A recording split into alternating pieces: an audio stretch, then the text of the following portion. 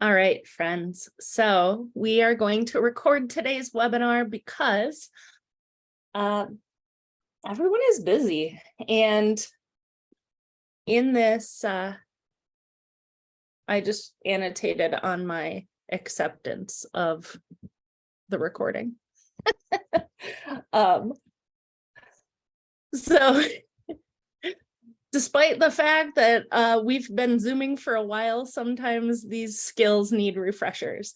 But we're going to record today's webinar because not all of our friends can join us, but there has been interest. So hopefully that's all right with everyone.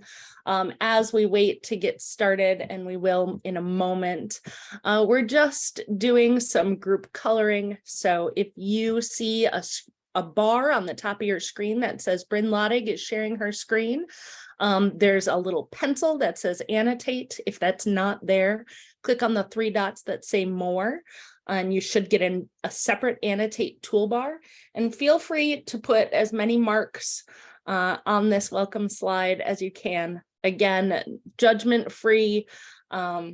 Nobody expects perfection, and this is all just for our personal wellness on this Wednesday at the start of our webinar. So about 30 more seconds, and then we will kick off our formal start. This is our unofficial start.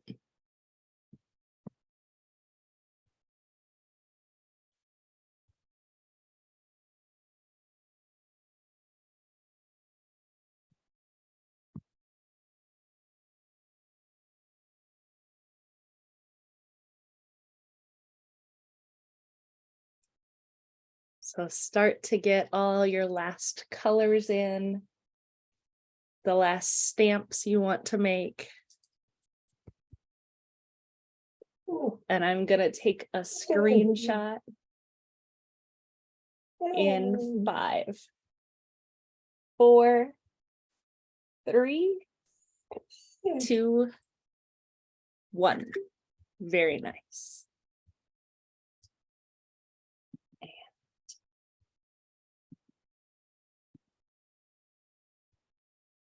I'm going to clear all annotations. Oh.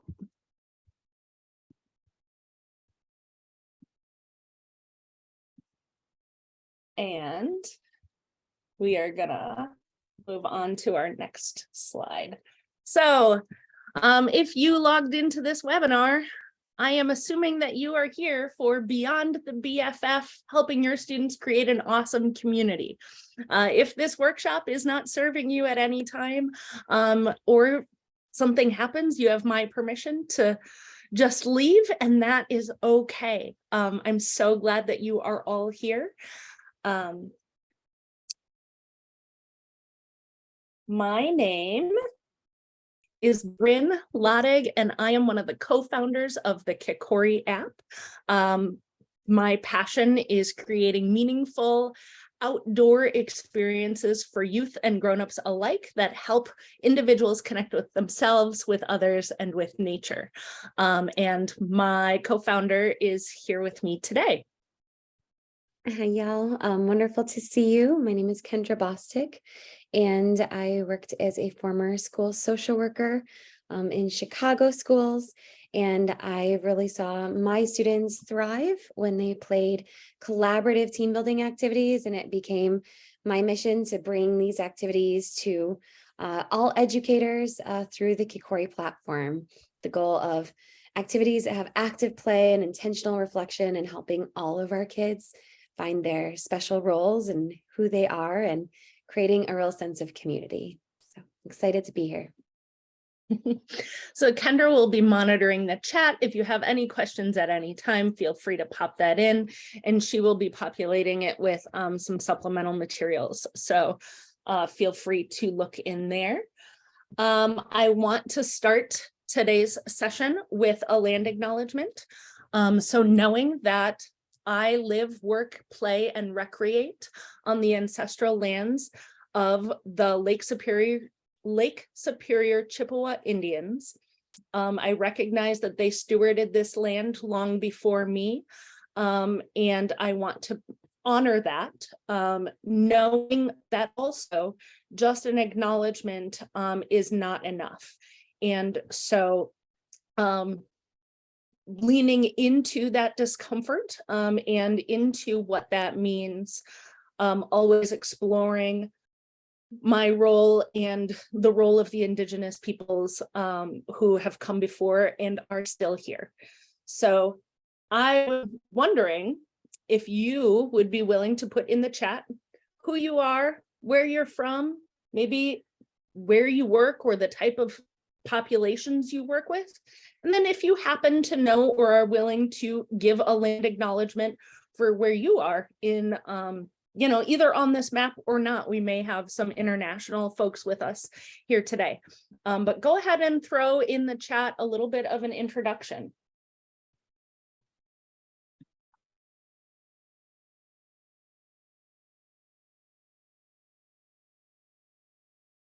All right, so thank you for those of you who are sharing.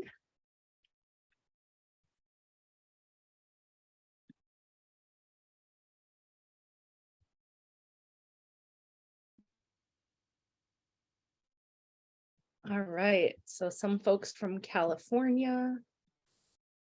I am in northern Wisconsin. San Francisco. All right, West Virginia, Orlando, New York. We've got,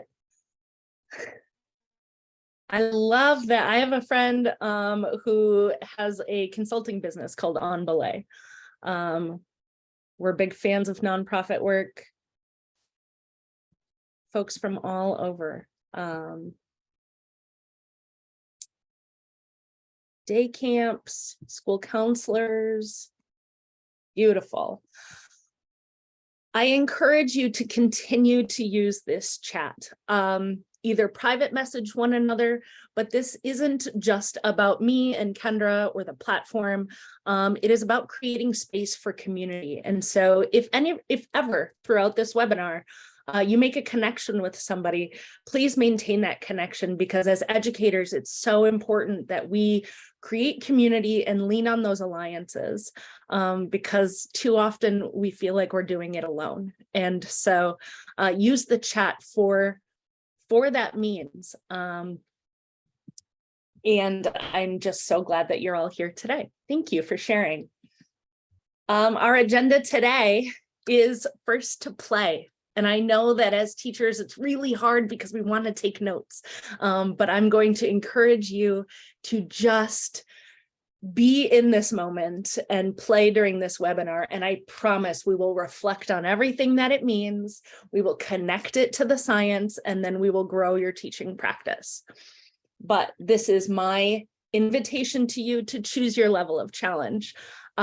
You guys know, as educators and people who work with participants, that cameras on is one level of engagement. If you are in a space where your camera can't be on, that is quite all right.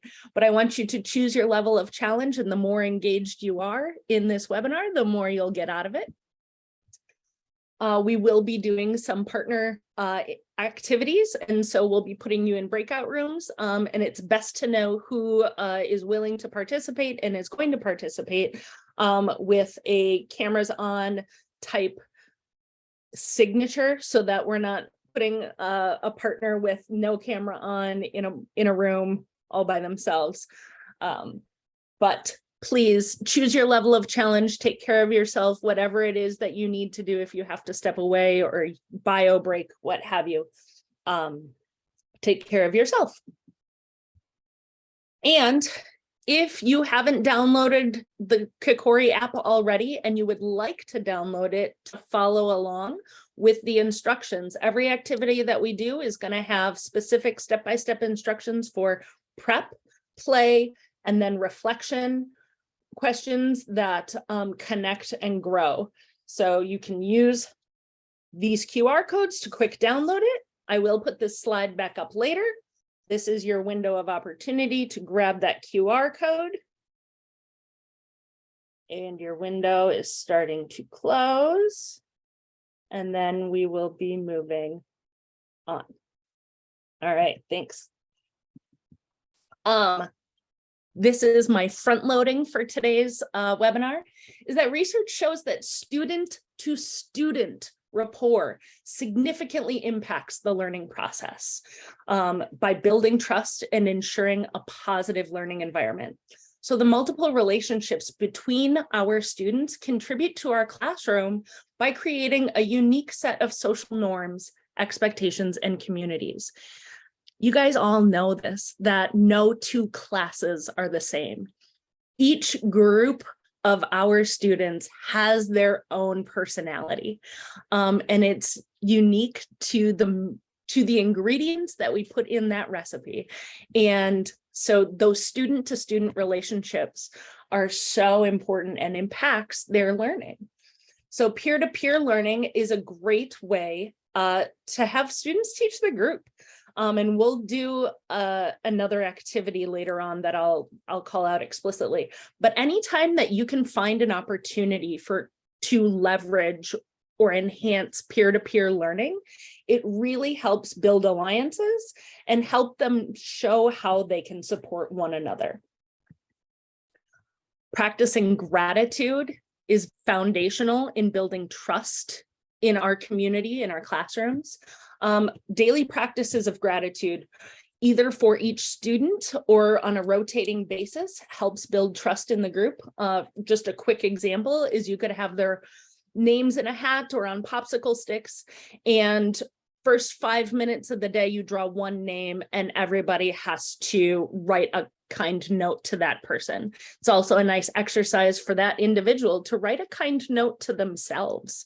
And then you could rotate all the way through until everybody's name has drawn, or there's a bunch of variations of ways that we can practice gratitude that don't take up a lot of time, but have a real big impact on helping the students create a really solid bond with one another.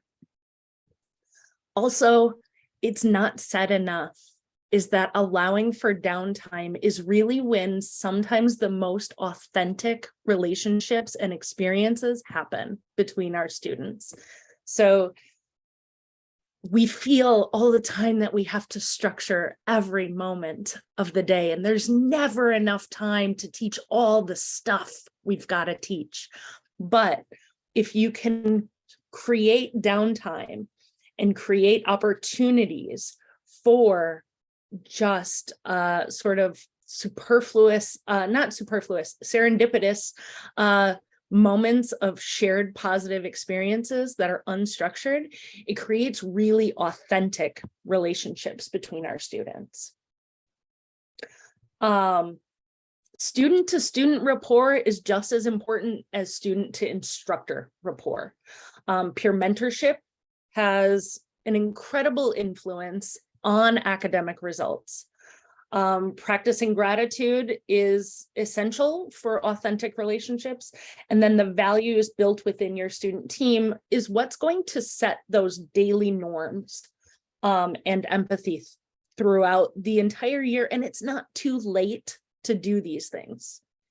Anytime the culture can be reset and rebuilt and sort of nudged in a different direction. So here we're getting into the actual activities that demonstrate this. So this is a play. And knowing that, real quick, if you want to populate the chat, how many of you guys are instructing in person? Have in person, yeah, throw your hands up, toss it in the chat.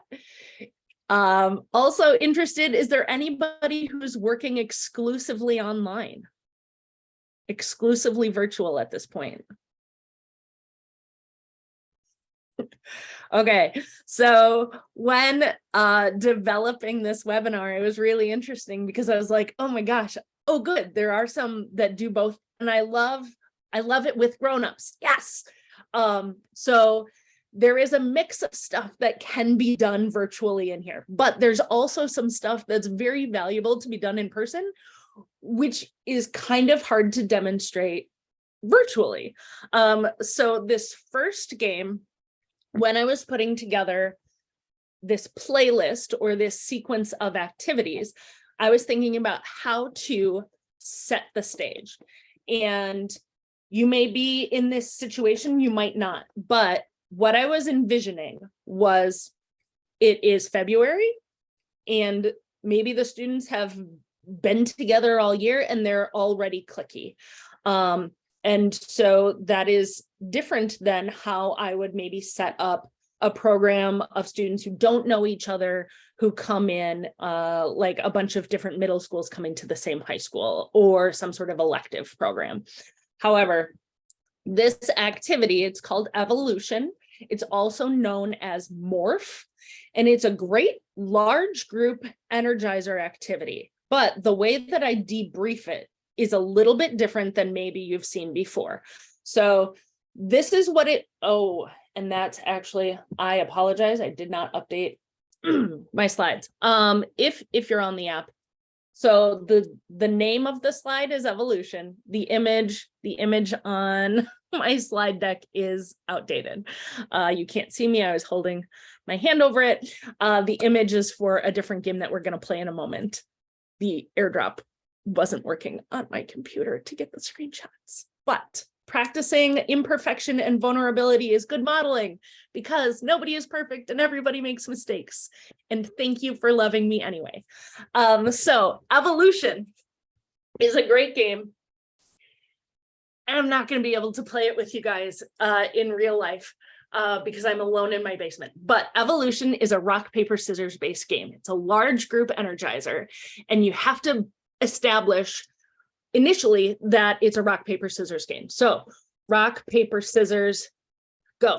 1, 2, 3, throw. I, depending on the group, will either let them understand that the house rules are 1, 2, 3, go, 1, 2, 3, show, instead of rock, paper, scissors, rock, paper, scissors. The way that is establishing norms, that is establishing culture. And the one caveat that I do is that I always say that I would like to challenge my participants to not say the word shoot, that is a trigger for some individuals.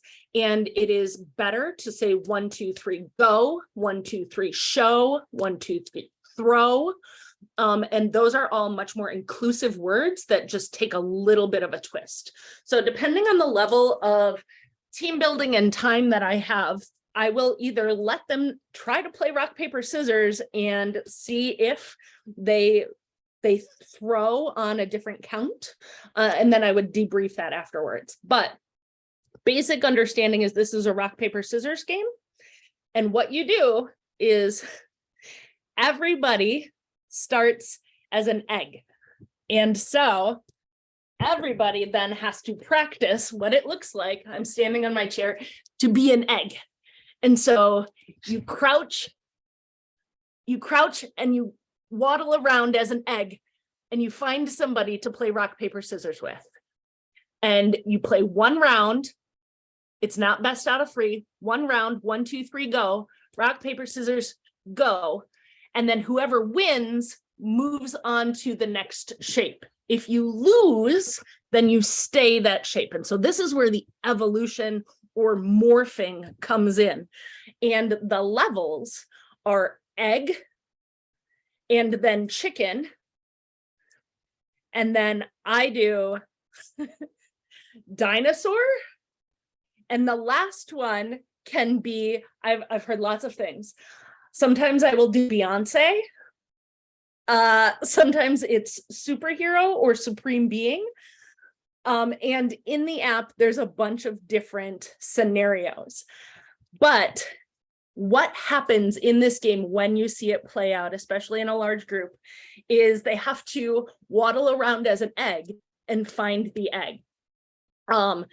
And they don't get to choose who they're playing with. And you can either end this game when the energy is still high, or once they become a superhero, you can say, once a superhero, always a superhero. Once you're a superhero, you cannot devolve. So you cannot go back. Once, if you lose when you're a dinosaur, you go back to being a chicken.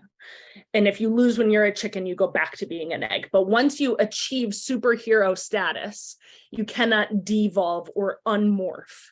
And so once a superhero, always a superhero. And what do superheroes do? Superheroes help people. And so then what the superheroes will do, and sometimes this happens, and if it doesn't, that's okay. Then they go out and they play rock, paper, scissors and intentionally lose until everyone becomes a superhero. What the debrief of this game looks like in the context of moving beyond the BFF is I get them to stand in a circle, and often my debriefs will start with simple yes, no questions, or raising their hands. And I say, how many of you guys liked that game? How many of you did not like that game? And I'll say, what did you like? And they'll say things. What didn't you like? And they will say things. And I'll be like, oh yeah, like that is fun. And oh yeah, that is frustrating. And sometimes they like the things that somebody else didn't like. And I'll be like, gosh, that's interesting that somebody likes this. And that's the exact same thing somebody else doesn't like. And oh, okay, how many of you had an opportunity to play rock, paper, scissors with somebody you don't normally interact with? You know, and I'll be like, was there a consequence of that? Or why did you do that? Why did you go outside of your comfort zone and play rock, paper, scissors with somebody that you're not friends with? Well, because I had to. They were the only egg left. Oh, and how did that go? Well, great, because I became a chicken. Great. And so there's all kinds of ways that you can then steer the conversation and steer the debrief of, hey, we all played rock, paper, scissors together with a bunch of people that we wouldn't have normally chose. How many of you guys smiled? How many of you laughed? How many of you, are glad that we're doing this instead of math facts? And reminding them and solidifying that memory, or just the fact that they had a shared positive experience with somebody else, helps them lay a foundation for that friendship. For that person. And rock, paper, scissors is no contact. There's no like risk of sharing information. It's a very low risk game. And so this is a large group game that then, and you can debrief for other things as well, especially, what you're saying about having somebody being left over or left out and having the group all move through these scenarios. You could create a whole session that's debriefed just about helping others and helping everybody get from egg to superhero status. And how do you do that? So that is the first game that I wanted to explain to you. That was really hard for you guys to play with me, but that sets the stage for these games. So these are the next couple are partnered activities that are based on rock, paper, scissors. And so what we're going to do is I'm going to explain the directions, and then in a minute, but not yet, we will put you in breakout rooms, and you will play the game for a couple minutes, and then you will come back. So this game is called ESP, and you are going to play rock, paper, scissors, but you're not trying to beat your partner. You are trying to match your partner. So intuit through extrasensory perception what your partner is going to throw. So the rules are that you may not discuss strategy. All right. So rock, paper, scissors, try to match your partner as many times as you can in 2 minutes. So we're going to put you into breakout rooms, and then you're going to come back. Does anybody have any questions? Unmute yourself and ask now, or figure it out in the breakout room. Kendra, are you ready? All right. We'll see y'all back here in 2. Ready, go.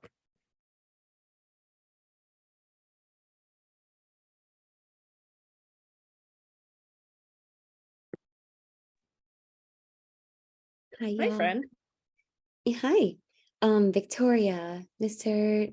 Nazario, Kat, Emily. Would any of you like to be added into a breakout room? Hi. Today we're doing if you have your video on, we're adding you in, and if not, we're letting you watch in peace. I don't mind watching. Unfortunately, I'm not able to go on camera right now. Okay. No problem.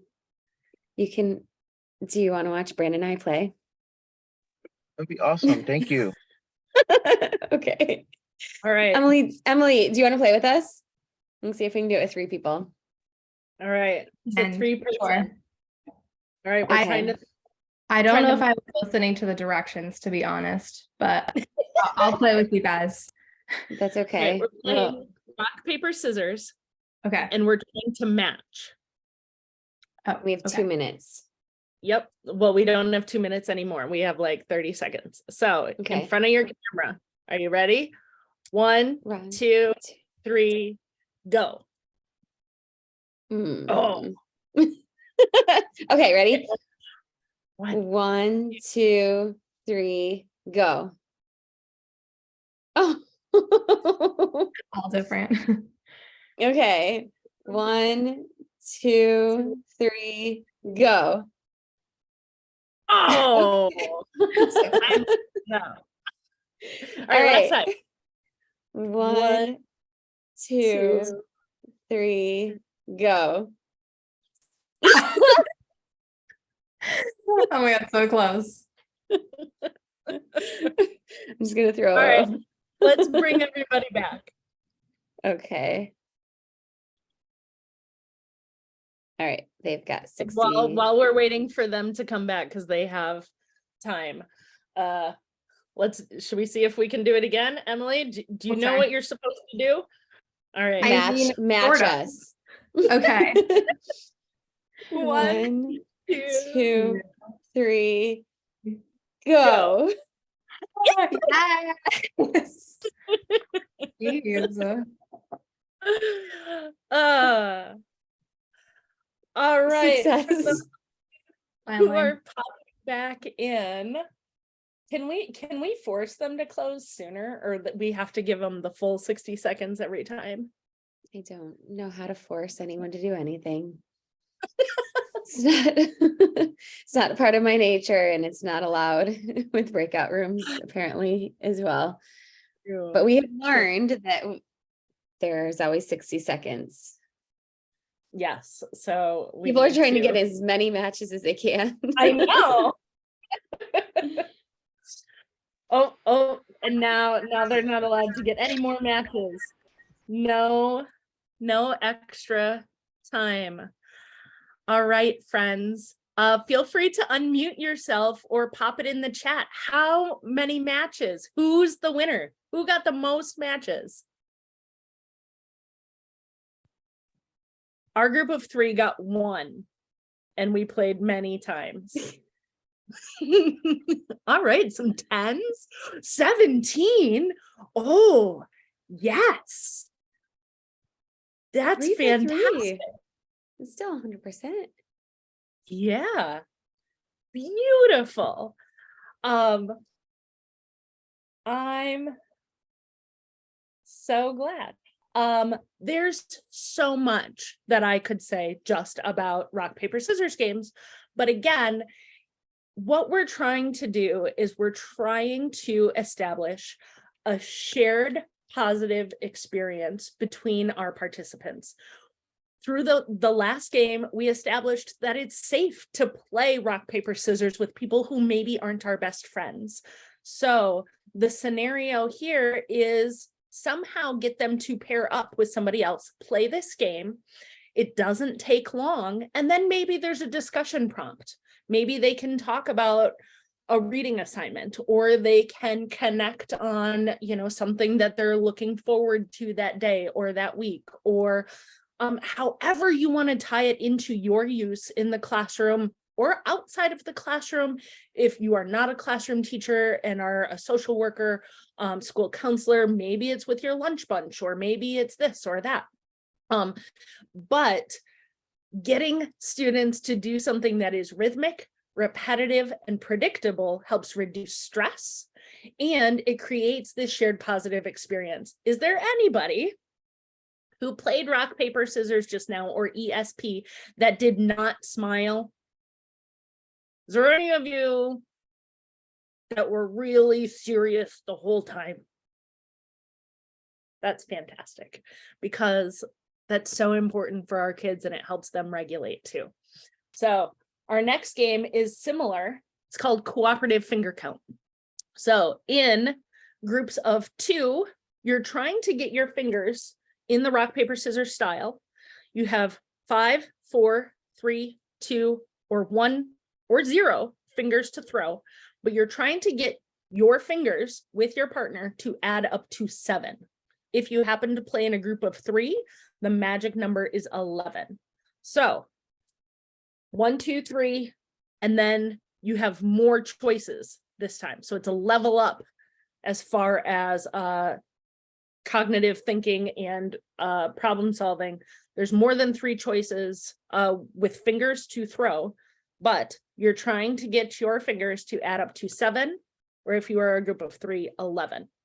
All right, so Kendra's going to put you back into breakout rooms, and we're going to keep better track of time, and we'll bring you back. We'll hit that bring you back after 1 minute, so you get 2 minutes total. Any questions before you go for cooperative finger count? Ready? See you in 2.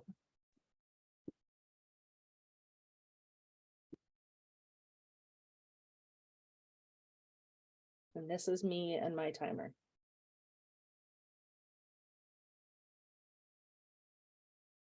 Bring same rooms is okay. Yeah. Okay. Do you want same rooms for all of these? I think that it's fine. Maybe we could, let's see, what Do you do I want have me to- next? Yeah. Just let me know if you want me to mix them up or stay in the same.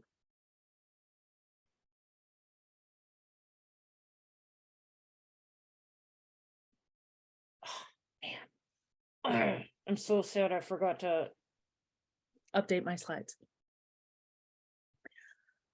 My photos are off for some of them.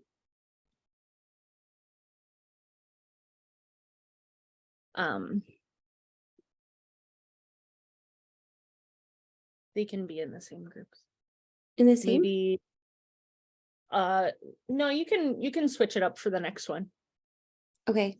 Do you want me to switch it, like each one, have them meet a new partner?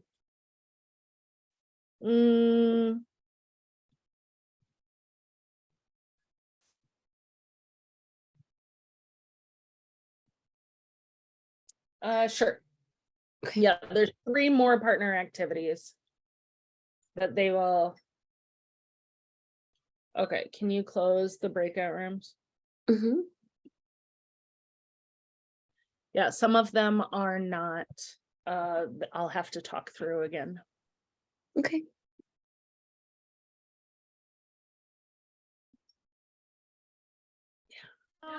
What happened?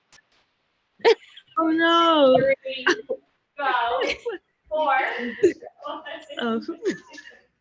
What happened is that we don't have enough time to get through all the content. What does every teacher do? They overplan. So you have been brought back. How did that go?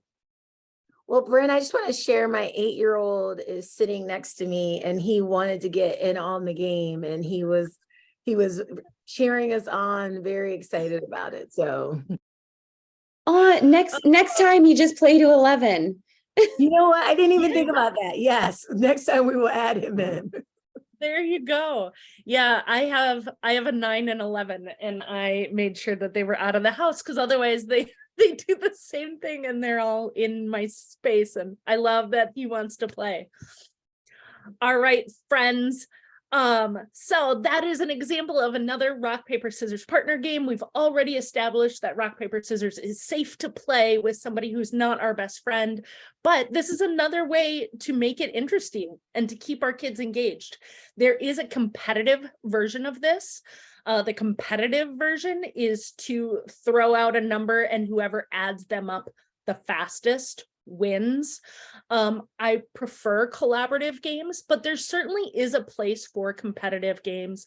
You can also work this into different math facts where maybe you're practicing subtraction or you're practicing times. I think division would get really messy. Subtraction could even get really messy, but addition and times work well. So yes. I love that you guys are having fun. So that is just another opportunity where you can get them to mix and match and have this then shared positive experience, play this game, perhaps add a discussion prompt at the end, and then move on to other content. But again, it is an opportunity for a rhythmic, repetitive, and predictable opportunity that creates a shared positive experience. And the more that we laugh and smile with each other, there is neuroscience that talks about how it deepens the synapses, and we're really good at facial recognition. And so if we have these shared positive experiences while looking at somebody else's face, it creates a level of trust and understanding and safety and security that helps lay that foundation for a strong classroom community. The next game is also similar-ish to rock, paper, scissors in that there are 3 choices and we are playing it cooperatively in that you are trying to match. And so it is called Face Off. And what you and your partner do is you will stand back to back.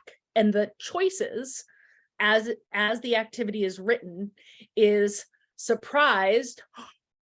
Think Macaulay Culkin in Home Alone. There is happy or excited, and then there's like angry and grumpy. And so what partners do is they stand back to back, they pick a face, and then 1, 2, 3 turn, and they're trying to make their faces match their partner. There's a lot of opportunity here where you could create other faces or other expressions. But, and again, this is where the picture on my phone doesn't match the words. I promise it does in the actual app playlist resource that I will tell you about in a moment and send out to you so that you have all the instructions for prep and play and reflection. So real quick, I'm going to send you into breakout rooms, and there you're going to have new partners, and your options are happy or grumpy. All right. So you'll count on a count of 3. You'll cover the camera and then do your face. In person, you stand back to back and 1, 2, 3 turn. Any questions? On your marks, get set, go. All right, friends. All right, thermometer on a scale of here to here. How did that activity go for you? Yeah, and that's fair. I mean, totally. I encourage all of my participants. So whether it is you guys in professional development or even like my kinders, I want to hear when it's here so that I can adjust what I'm doing to go here. So I always ask for real-time feedback, and creating that culture where you can get real-time feedback so that you're addressing the needs of your participants, I think is really important. So we had a range of how that activity went from here all the way to here. So thermometers, there was some heres, some heres. All right, great. Again, super engaging activity. What I have found is I ask my participants, how many of you chose the grumpy face and how many of you were able to hold the grumpy face? And usually they all break. And again, I know my students are regulated when they are laughing, when they are smiling, when they are happy. And so that is usually my goal. And here is an opportunity. Again, it's low risk. They're not touching each other. They're not sharing personal information. And they're creating that shared positive experience with that facial recognition of the smiles and the laughter. So that is Face Off. This is another one that's going to be really hard for me to do with you guys in breakout rooms, so I'm just going to describe it. It is called handshakes or handshake friendly, and you can pair it with a story or just share different types of handshakes, but you say, hey, find a partner and you're going to do this handshake. And so maybe one handshake is the Top Gun handshake, where you go up top and then go low. And so you give them in their partners time to practice a high-low handshake. And I promise these are all like written up in types of handshakes on the activity. Another one is, because I'm from Wisconsin, farmer, where you go here and then somebody milks the cow with their thumbs. There's another one, because I'm in the Northwoods, where we call it a lumberjack handshake, where you stack thumbs on top of each other and then you pretend to saw a log. Muskie capital of the world, the Northwoods muskellunge is a really big fish. So this is our muskie handshake, where we pretend like they're fish flapping tails against one another's forearms. There's the Chicago handshake. Kendra, do you want to describe it? Oh, sure. So in Chicago, it's freezing. And so you always have to have a warm drink in your hand, and you're always rushing from place to place. So when you're rushing from one place to another and you see someone, you're like, oh, hey, Midwest. You've already passed them. And so instead of shaking their hand, you've got one hand with your hot drink and you're able to shake their foot. So this is where you pass someone and you're each shaking each other's foot going backwards. That was invented, inspired by the weather in Chicago. So how I do this with like a short program is I'll be like, find a partner and do this handshake, and I'll explain it and I'll let them practice. And then I'm like, okay, find another partner, and this is your lumberjack partner. Remember your lumberjack partner. Say see ya to your lumberjack partner, and then go find another partner. And then this is the universal sign for I need a partner. And until everybody has a partner, you describe the new handshake. And then once you've established who these handshake partners are, and depending on the time that you have, you can either do this all at once, or you can introduce them one by one. But you say, hey, go find your cow partner and do this activity, or share this discussion prompt. Next day, hey, go find your lumberjack partner and do the lumberjack handshake, and you know, check one another's rough drafts of this essay. Hey, go find your muskie partner and, you know, share a joke of the day or something. But once you've established these partners based on these fun handshakes, again, it's another opportunity for that shared positive experience. And if you break up cliques, however you do it, but then they have these set partners that you can utilize throughout the day for a bunch of other needs. And again, there's all kinds of handshakes out there. There's park the car. There's a jellyfish, you know, where you pound and then jellyfish. There's one where you I can't do it with opposite hands, but basically you go to handshake and then you link your thumbs, and then it's a butterfly, and so your butterfly partner, or your jellyfish partner, or your bomb partner, or, you know, one you can like snowman on your fists. So there's a bunch of these. Yes, kids will teach them to you. So there's all these different greetings, but you can establish partners. And of course they can still be partners with their best friends.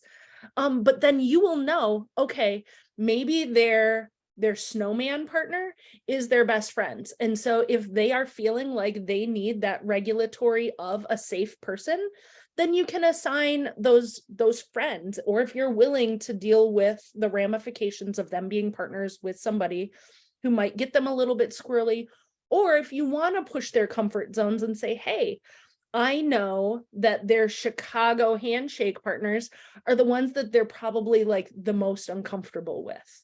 So then you can plan your programming around knowing what those partner sets are. And you can keep track of them and you can use them throughout the rest of your year. But it's a way to establish pairs and then revisit those pairs and create more opportunities for those students to revisit the fact that they have that special connection, because nobody else is their muskie partner. Nobody else is their lumberjack partner. That is just that person, and that is something special that they have in common. Tiny Teach. Gosh, what time is it? Tiny Teach is another opportunity, and I don't have time to get through all of these. I'll explain them real briefly, but Tiny Teach is a partner activity. Give them about 5 minutes total and say, hey, I want you guys to go off by yourselves and you have 2 minutes to teach somebody else something. You will be amazed at the things that they come up with to teach each other. So it can be anything from a piece of trivia to a joke or a magic trick or like a special skill. And the things that come out of this for kids and grown-ups, whenever I lead this, it just blows my mind at all of these people who are walking around really talented that have something to teach that you wouldn't know. And the way I debrief this is that everyone has something to teach and everyone can learn. And so we can all learn from each other, and it helps build that student to student rapport, that it's not always the instructors who are teaching. And the instructors can learn things from the students too. And letting your students teach you things helps model that empathy, that humility, that lifelong learner mindset. And it helps create a culture of learning and acceptance and empathy and space for people to share. Unique in common is when you send them off in similar pairs or different pairs, and you tell them, I want you to come up with the most unique thing that the two of you have in common that nobody else in this room can say is true. Leading this with grownups, I found out that me and another gal, we used to date the same guy in college. We were at a professional conference out of state. Neither of us had ever met each other, and we used to date the same boy. So like we find really unique things when we dig in with that type of a prompt. And so it goes beyond hey, I have a dog at home, or we both have brothers. Because what's the most unique thing that you and this other person have in common that nobody else in the room can say is true about themselves? And it gets them to dig into some stuff. And so maybe students find out that they both play the harmonica, and that's never come up in class before. Or both of them have an uncle who flies airplanes, or just all of these things, and you just never know what's going to come out of it. And so that is a fun prompt to, again, establish that peer-to-peer rapport. And then this slide is supposed to have a picture of my playlist, and we will send you a link on the app to a playlist, which is a list of all of these activities in this order with the instructions. And then I want to just tell you in these last 5 minutes a few things about Kikori. So hopefully you have found value in these activities. Again, we all tend to overprogram and be really optimistic about what we will all be able to get through. But Kikori is a collection of of other people's activities. We are a community-driven platform, and we actually have over 800 to 1,000 activities on the platform at this time. They are aligned with standards. So CASEL's SEL standards, 21st century skills, and UNESCO Sustainable Development Goals.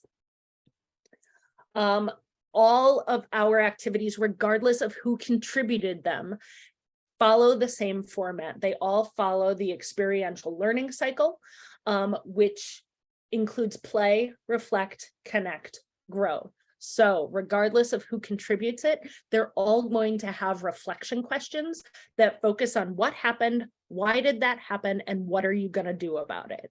So it brings in the conscious choice of reflect on it, connect it to other areas of life, and how do you want to grow from here, or how are you going to use that in a transference scenario?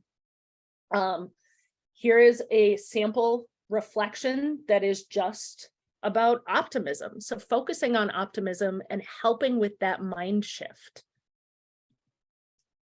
We also are really excited to announce that we have a new Summer Spark program. So it is 6 weeks of content and it's great. And I would love to tell you more about it. Here's some positive things that people have said about the platform from a founder of a boarding school and a curriculum director. And then sharing is caring. Here are all of our socials. We would love for you. This is a no cost way to support us by just jumping on our socials, following, liking, and supporting through there. We would love to share out what each of you are doing. If there's one thing that we learned during the pandemic, it is that educators are incredibly resourceful and gritty, and we want to share it. We want to lift it up, and we want to infuse this community with positive and hopeful information, because we all know that it's hard enough and that misery loves company. And so breaking that cycle in this positive light to change just the tone and the vibe. Next week, I'm doing a shortened game night where we'll just unpack a couple of activities for about a half an hour. And we will have game nights on Wednesdays that we're not doing a Wellness Wednesday webinar. March's Wellness Wednesday is all about stick with itness and encouraging our students to be comfortable being uncomfortable and what that could look like.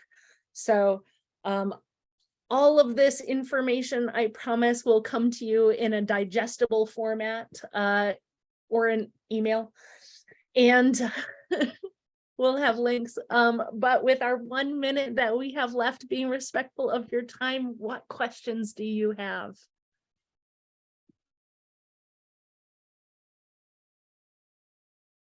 Oh, thank you, Raquel. I don't have any questions. I just want to thank you. This was really great. And thank you for putting this great content and focus on community out in the world. Mm-hmm. Thank you for saying that.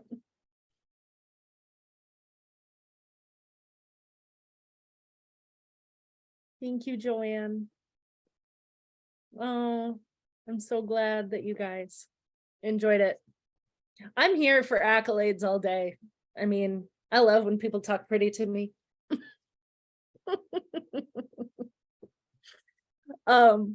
But truly, download the app. The base level of the platform is free. I would love to hear you talk pretty to me about it, but also it's not going to get better unless you tell me the ugly and the bad. So I'm here for the good, but want to hear all the bad and the ugly too, so that we can continue to refine the product and make it better, so that educators like you can go out and do this work and be the person that we all need for today's youth and grown-ups.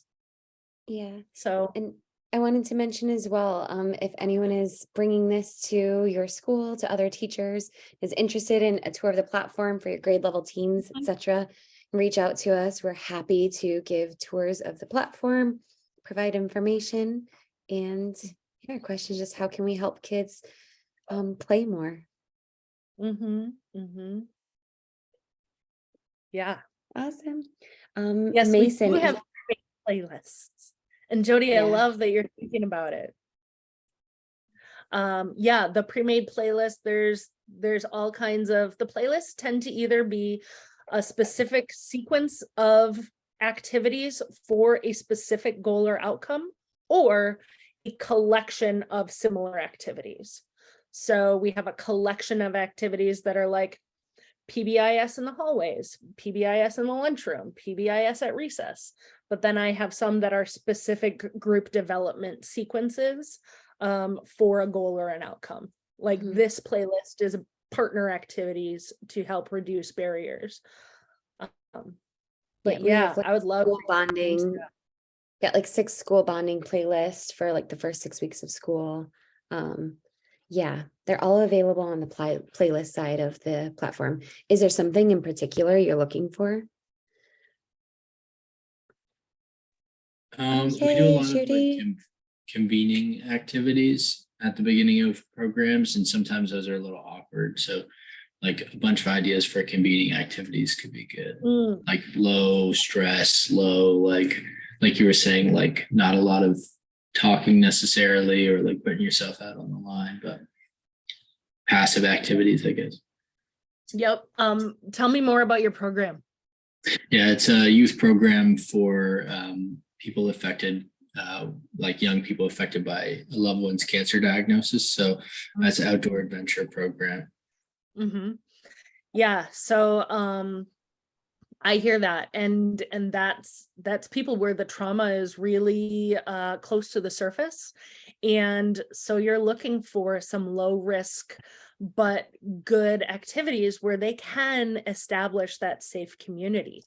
And so on the platform, what you would look for is energizers, and there's a whole bunch of work around large group games for introverts and icebreakers, or we call them ice melters, but ice melters for introverts and low risk ice melters, and you can search for those on the app. But again, totally here and ready to lean into some of those conversations and problem solve that with you. I work with a lot of Native students. We've got a school out on the res, and when we bring them to try and integrate with some of the other schools, there's a sense of standoffishness, and they're like, no, I don't want to run around and climb on these people and touch them, and like they are reflective and observe. They want to see what's going on. And there's a lot of students with sensory issues and sensories to loud noises. They're like, whoa, I just got off the bus, I just got to this new space, and you have to ease them in. And we've been historically very extrovert focused in our programming sequences, and so I think that it's really interesting to look for more content that achieves the same goal or outcome without being as much of a trigger.